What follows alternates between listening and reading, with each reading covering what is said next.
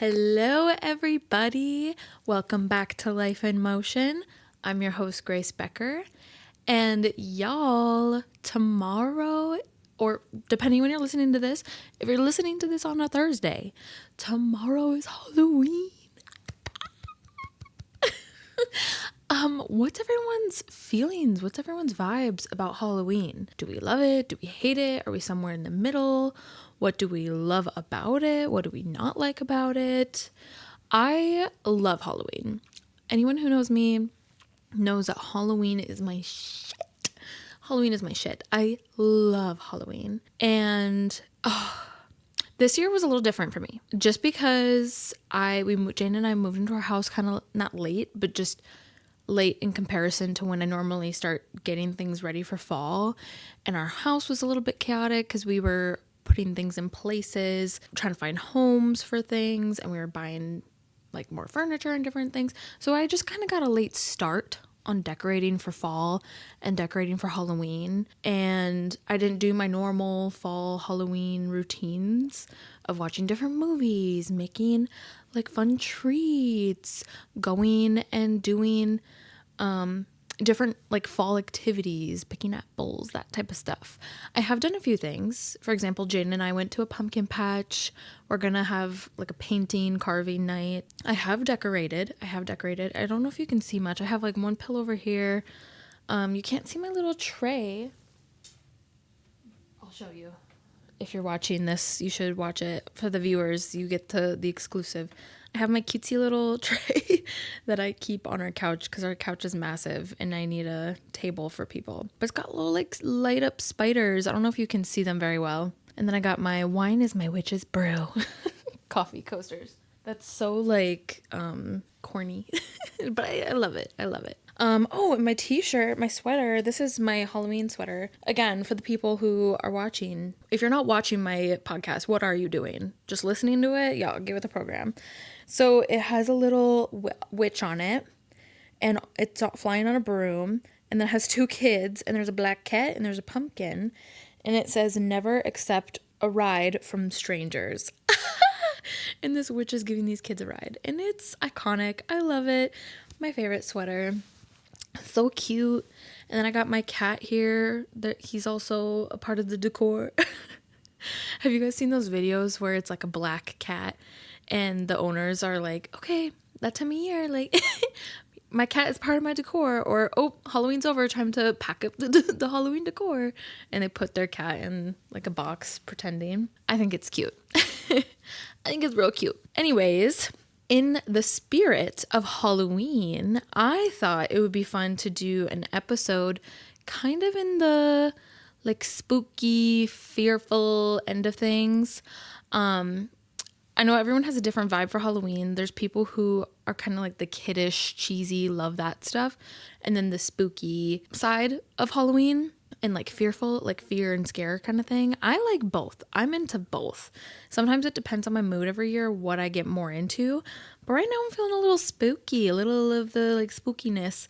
So today, in inspiration of that, we're going to be talking about some different phobias. Ooh. So I have a whole list on my phone here, and there's tons. I just basically put into Google and I'm like, what are some different interesting phobias in relation to kind of Halloween? And it came up with a few of them. There's 10 here. So we'll see if we can get through all 10 in a timely manner. But yeah, it'll be pretty quick, I think. So I think we'll be able to get through all 10. So lock in, grab your drink. What's everyone drinking? I have the Alani Dream Float. Alani, sponsor me, please. Dream Float is one of my favorites. I want to get my hands on Witch's Brew, but I just can't find it anywhere. And it might be too late to order on their website, but it doesn't hurt to try. So take a quick sip first. A little ASMR. I don't know if you can hear me swallow or not. I was told I have a good ASMR voice, so thank you. Okay, first one, and also fair warning, I'm gonna be so bad at pronouncing some of these phobias, so go easy on me.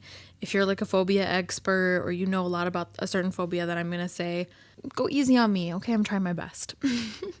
So this first one is fear in the dark. So for people, this phobia is called nyctophobia. Nyctophobia. It is fear of the dark. And it is for people who fear the things that they can't see in the darkness, right?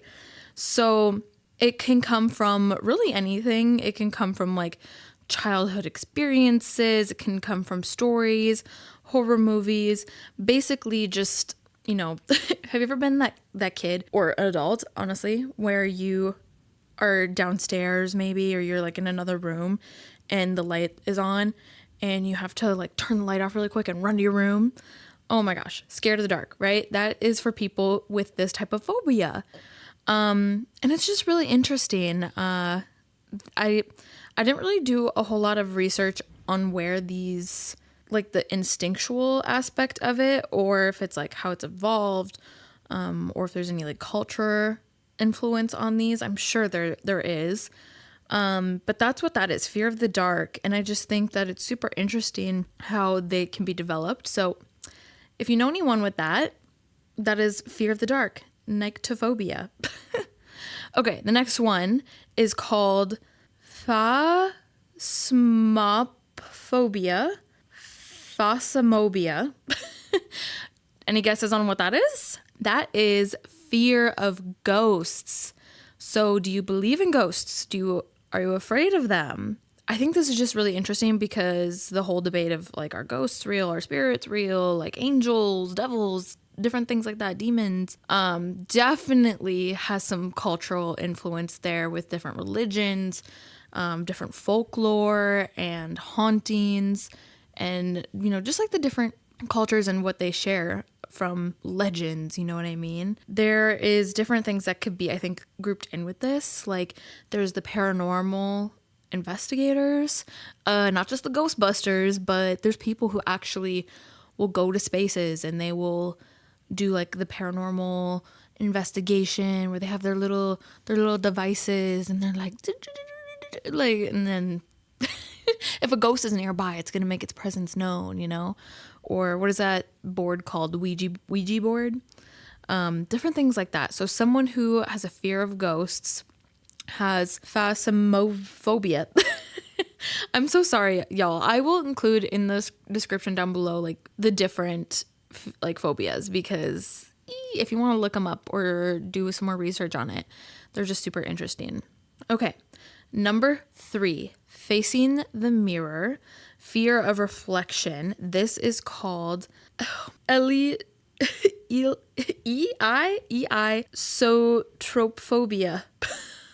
Why do they make these so difficult to pronounce? Gosh, I need some like phonetics pronunciation here. But this is a fear of mirrors. So it can come from like different types of fear. So there's where people fear maybe like different symbols that can come from within the mirror. There's a superstition of like if you look in the mirror and you might see like a ghost or spirit behind you. Yeah, there's a lot of different things there, and like the self-image aspect as well. People, if they hear, when they look inside the mirror and they hear glass shattering or echoing of voices, it's almost like also a psychological thing where they look in the mirror and they're like, oh my God, freaky. So they just avoid it. So there are people like with this fear who will put drapes and blankets and covers over their mirrors. They won't have them in their place.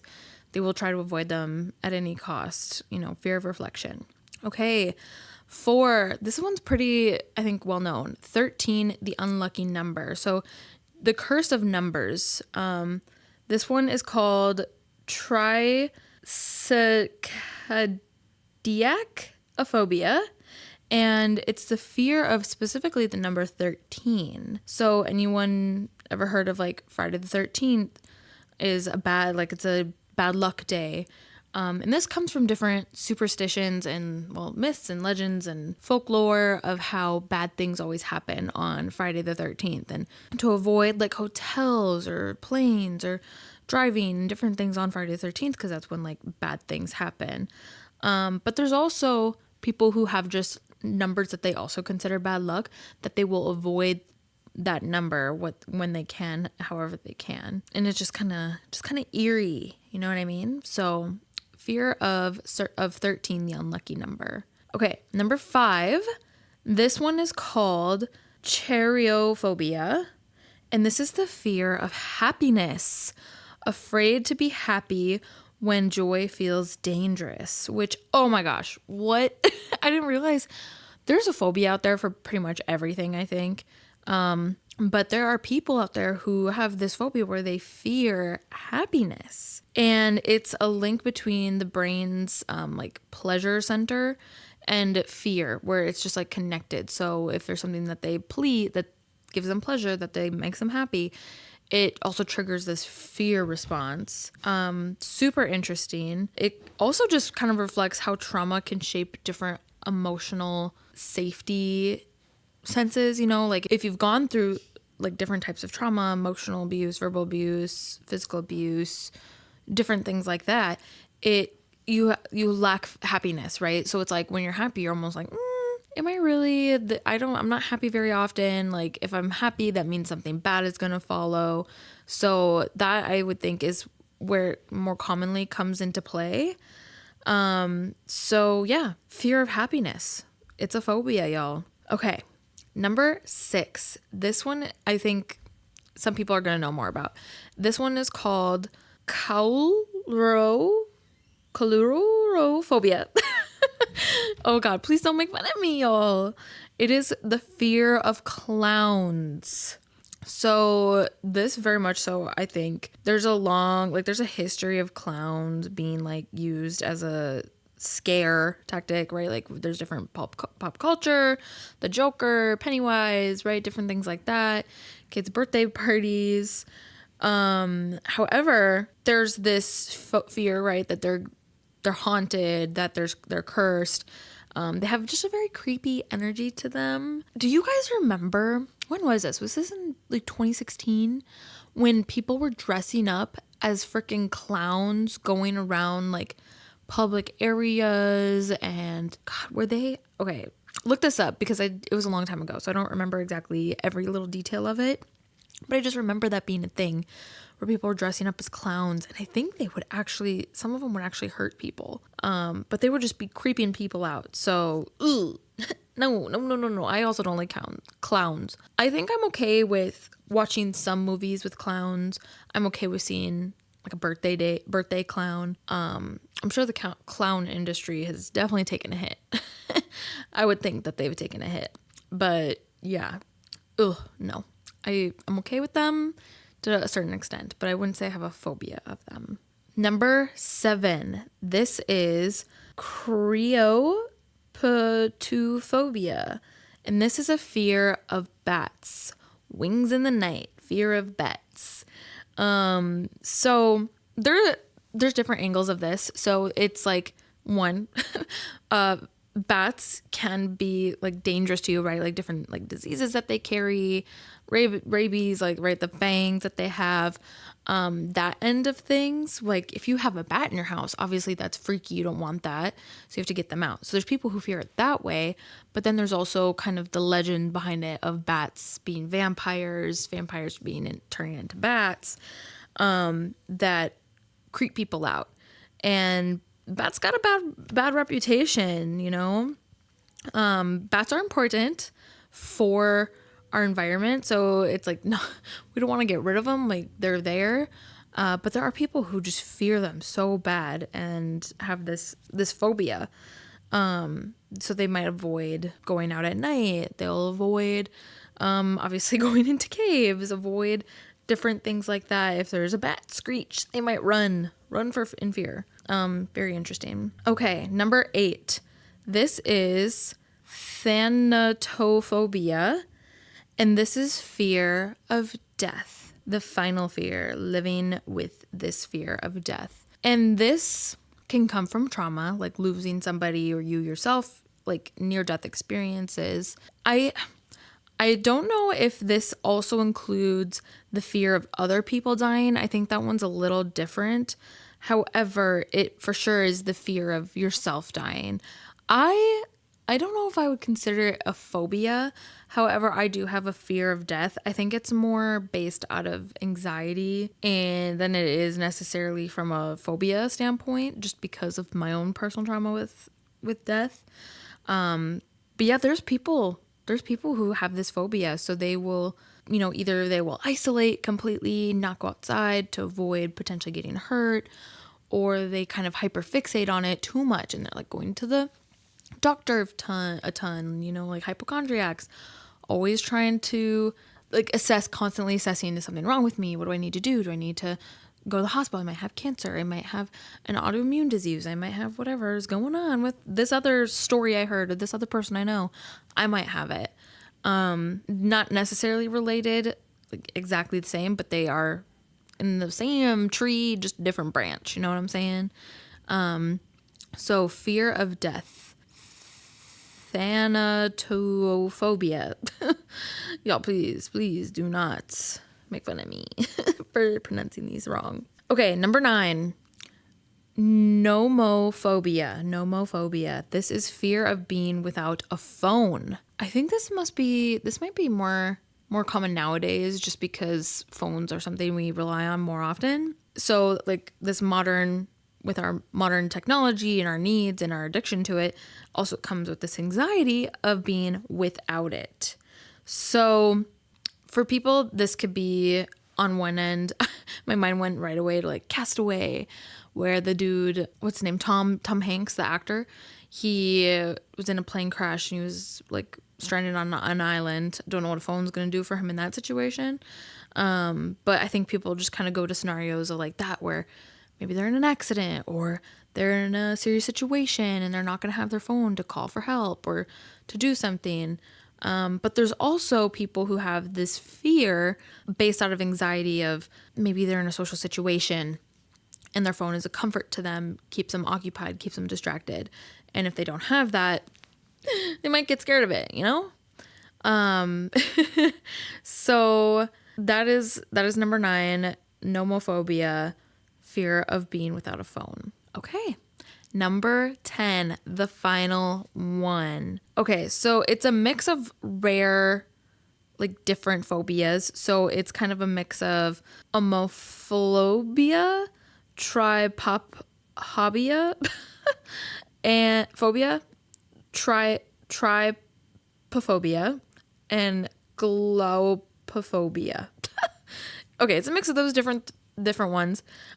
This is fear itself. I think of Dementors and I think of Harry Potter when Harry had to do the what's the word? The ridiculous spell, and what was it called? There was like, oh my god, Harry Potter people, please help me out. There was this creature that they would keep in this like wardrobe closet, and they would release it and it would turn into whatever that person feared the most. And they had to do this like ridiculous spell to make it more silly, make it more fun, so they didn't fear it as much. And Harry, when the thing came out of the closet for him, it was the Dementors, which is a resemblance of fear. And Professor Lupin was like, wow, that's so profound.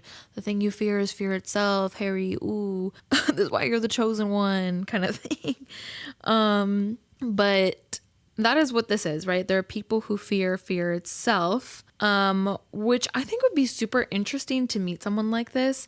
If any of you know someone who has any of these fears or has an interesting fear, or you yourself have one, connect with me, because I would love to interview you to learn more about it and how it impacts your life. But yeah, the feeling of being scared, in my mind, when you're scared, your cortisol levels are high, you have a racing heart rate, you're panicked, you're looking around, you're on edge, you're hypervigilant. So those things that are symptoms of fear also cause fear for the person because they don't like being scared, So they avoid pretty much anything scary. That's how I'm understanding it. So yeah, those are the 10 different fears or phobias that I had for all of you. I just think it's super interesting, phobias in general, and how they come up for people and how people choose to go about avoiding them. Some I think are harder to avoid than others. Like the fear itself, I think it's natural to feel scared over things. And I imagine that people with that phobia where they fear itself, it's really hard. It's really difficult because it's a natural thing to be scared and or afraid of fear. That would be hard to avoid. It'd be hard to avoid. You know what I mean? But hopefully you all like this episode, hearing just quick snippets of different phobias. I definitely had fun pulling them up and looking into them. But yeah, I hope you all have a wonderful Halloween, whatever you're doing. If you're going trick-or-treating, if you're handing out candy, if you're going to dress up, going like a bar crawl, going downtown, have fun, be safe. Jane and I are going to do a night in. I haven't done that in a little while for Halloween. We're going to watch movies. We're going to probably make those pizza where you shape it into like a ghost or a pumpkin and you make your own pizza. Probably do something like that. It'll be fun. So I hope everyone has a great Halloween, and I will see you on the next episode. Make sure to check out the links down below to my social media, my email. You can follow me on socials. Email me if you have questions or if something resonated with you and you just want to connect on it. Otherwise, stay tuned for future episodes.